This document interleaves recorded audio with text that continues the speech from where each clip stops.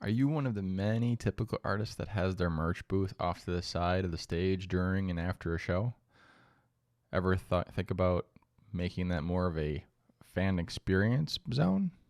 We're going to talk about that in today's episode.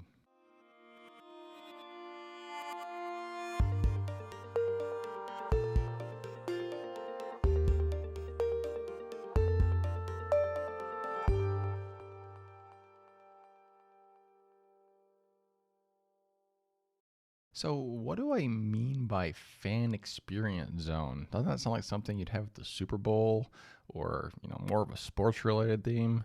True, but when you go to some larger music events, say in Nashville or LA, there are booths that artists get to hang out at and meet fans, like meet and greets, and they can be branded, and whether it's a sponsorship company or it's the artist themselves.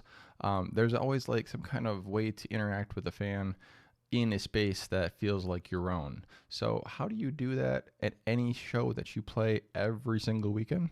Well, I'm going to share a few things that you can do to improve that merch booth so that every weekend when you're doing shows, you have the potential to increase sales, collect more email addresses, and score a lot more relationship points with fans, to stick with the sports analogy. So the first thing I want you to remember is be at your booth. I know you're playing a live show, but just remember that after the show, don't dilly-dally on the stage. Don't spend time being cool and unplugging your guitar or putting away your drum kit or what have you, and just mingling with your bandmates.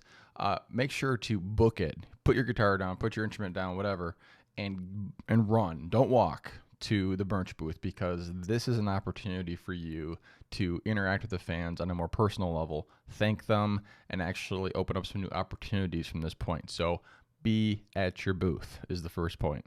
And the second point is, don't just sell merch, collect email addresses. Or if you wanted to set up an SMS text message service, collect phone numbers. Sometimes fans prefer the text message notifications around new shows or new releases or any kind of news that pertains to your artist music and your artist career.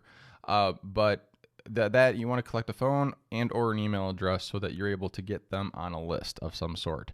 Get them away from just being a attendee at your show where if they leave, you're not going to hear from them again, or hopefully they'll come back, but you have to kind of pray and hope that that's going to happen.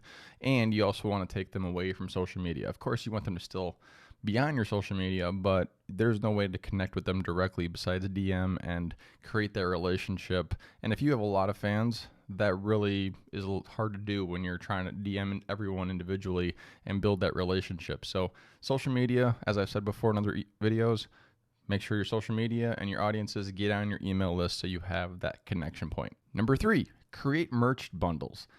I know it's probably great to see one shirt go out the door or one CD go out the door or one coffee mug go out the door, but ever think about taking those 3 things and making a little bit of a bundle and then knocking off, say, 20% of the total price of those 3 things? Fans are going to take more if it costs them less. So sell more, but also make fans happy. It's a win-win for both of you. Tip number 4, focus on matching your merch booth to your brand. Is your music just music? Is your band just a band? Oh, hell no. You have a look, you have a feel, you want to think, you want to kind of create that experience or leave that lasting impression on a fan. You have a brand, and a brand is really what people say about you when you're not in the room. So make sure that your merch booth is more than a merch booth. Make it something that's memorable, creates those experiences that people take away and talk about for weeks after. Think about how your audience perceives your band. Are you fun, quirky, little bat shit crazy? Whatever you are.